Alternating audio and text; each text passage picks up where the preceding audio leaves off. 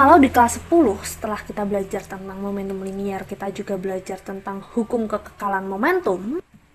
Nah, di sini pun juga ada. Setelah kita belajar tentang momentum sudut, kita juga belajar tentang hukum kekekalan momentum sudut. Nah, tapi nggak semua kejadian bisa kita gunakan hukum kekekalan momentum sudut. Seperti saat kita belajar tentang hukum kekekalan momentum di kelas 10.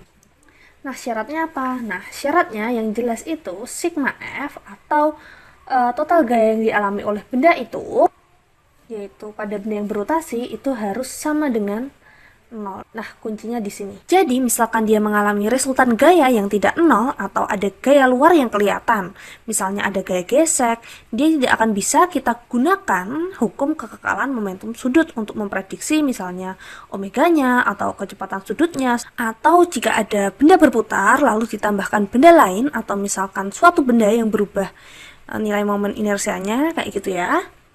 Nah, jadi kuncinya harus kayak gini, resultan gayanya itu harus sama dengan 0.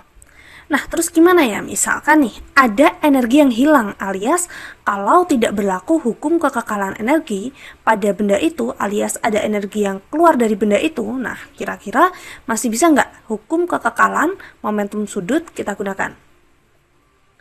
Nah, jawabannya bisa. Nah, jadi waktu kita belajar tentang hukum kekekalan momentum di kelas 10 juga ada konsep di mana saat terjadi tumbukan itu ada energi yang hilang dari benda gitu ya. Nah, dalam bentuk suara atau bisa juga dalam bentuk panas. Makanya di situ juga tetap bisa digunakan hukum kekekalan momentum. Tetapi jika ada gaya yang bekerja sehingga resultan gayanya nggak nol, ya sudah, berarti di situ tidak bisa kita gunakan hukum kekekalan momentum sudut. Oke, jadi yuk kita definisiin. Jadi hukum kekekalan momentum sudut itu adalah momentum awal suatu benda itu akan sama dengan momentum akhir gitu ya. Berarti di sini kita bisa tuliskan L awal sama dengan L akhir. Jadi misalkan ini ada L1, ini sama dengan L keadaan kedua gitu ya. Misal ada dua keadaan pada suatu benda ya. Jadi ini sama dengan I1 omega 1 sama dengan I2 omega 2. Nah, mungkin akan lebih paham jika ada contoh soalnya. Oke, kita bahas contoh soal ya. Nah, misalkan kita punya silinder pejal, SP ya singkatannya.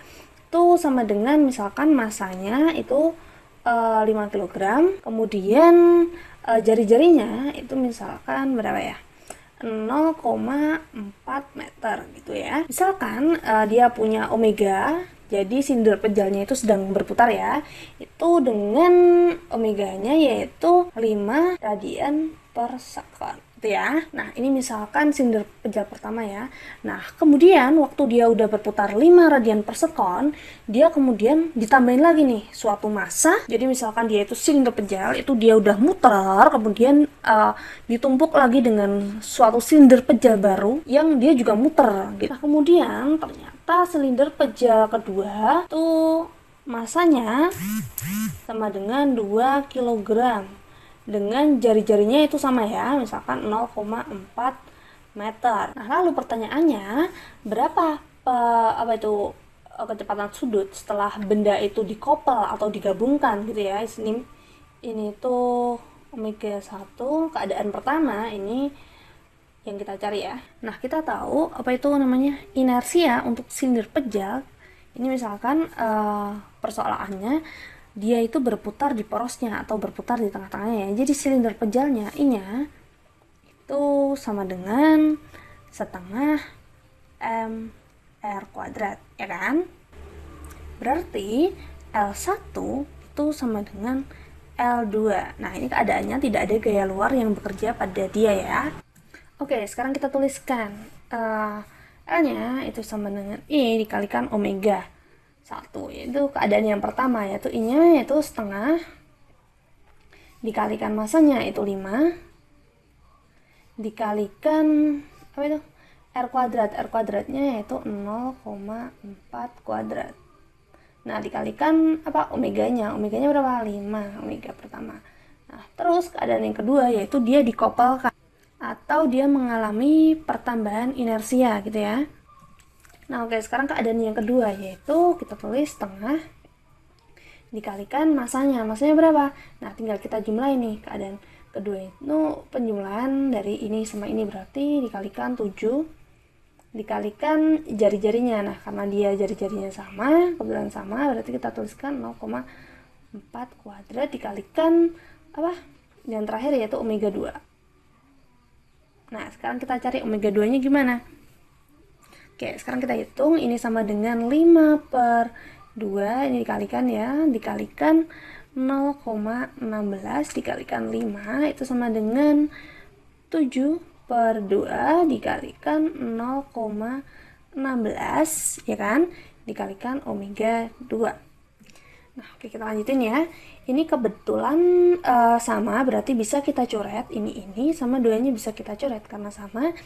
Jadi, ini kalau kita lanjutin sama dengan 5 kali 5, yaitu 25, sama dengan 7 dikalikan omega 2. Nah, berarti bisa kita cari omega 2-nya.